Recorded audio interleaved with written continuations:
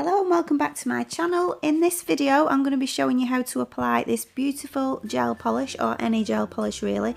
It is a follow-on video from my dual forms with gel video, so this is stage 2 in the nail basics.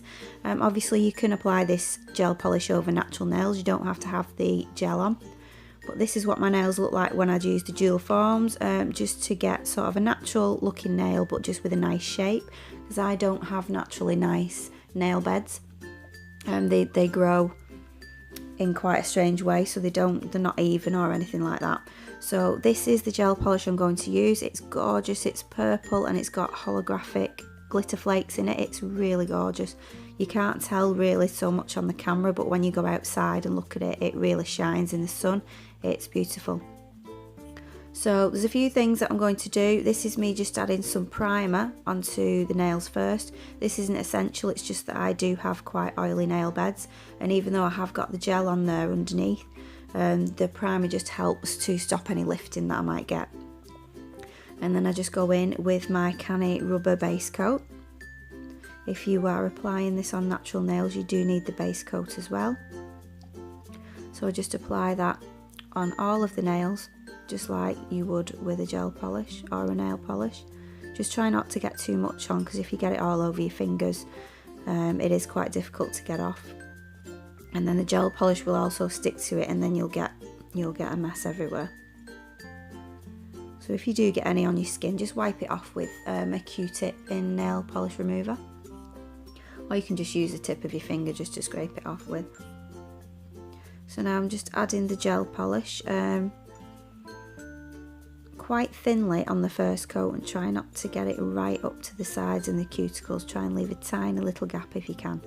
If you do put it on too thick at the cuticle area, your nails will lose that nice shape that you've given them using the dual form, so just be careful at this stage. So after that first coat has been put on, you need to cure this. As you do with the base coat, you need to cure that as well for 30 seconds. And I usually cure the colour for 30 seconds as well for each coat. So as you can see, I'm just going really slowly. I've not sped this up at all. I'm just going very slow and carefully, especially with your first coat, because if you do a good first coat, your second coat goes on much easier. Sorry about the camera keep going out of focus. It doesn't like this gel polish because it's so glittery, and it keeps going out of focus. It's trying to focus on the glitter and it can't. So I'm sorry about that. It does come back on in a minute.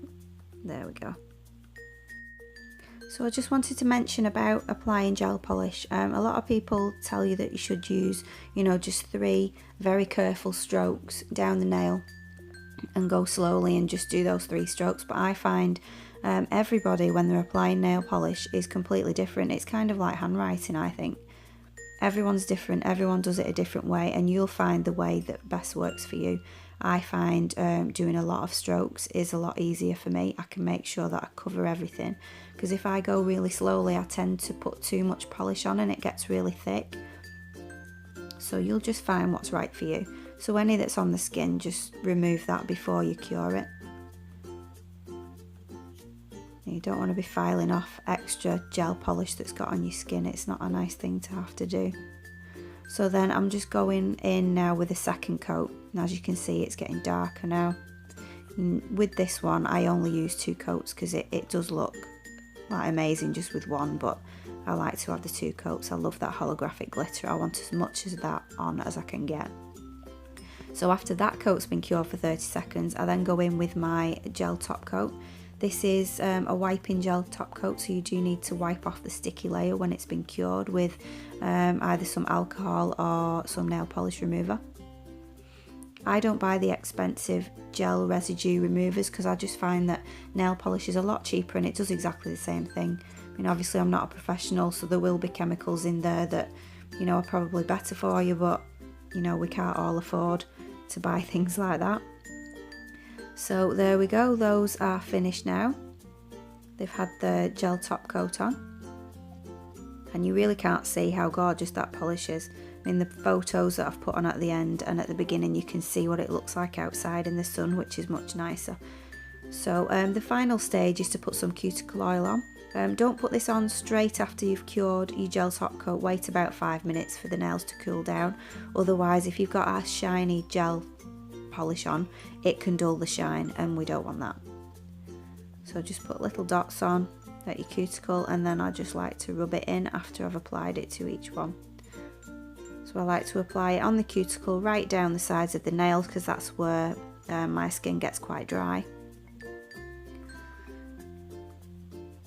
And so that is them done. I've really enjoyed doing this basic series. If there's anything else that you want me to do videos on, please let me know. I really hope you've enjoyed this video.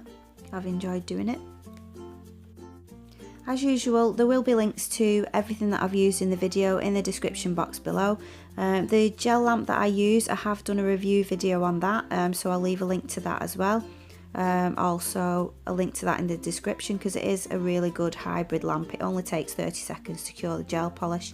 I used to have an old UV lamp that used to take 2 minutes to cure just one coat of gel polish. It used to take forever.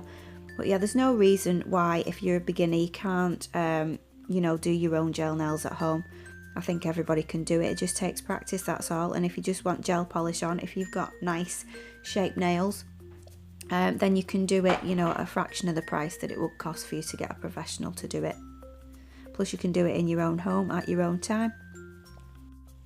The next video after this is going to be an infill using the gel forms after the jewel forms, after this manicure has grown out a bit, so I'll show you that. So once again, thank you for watching, and I will see you in the next video.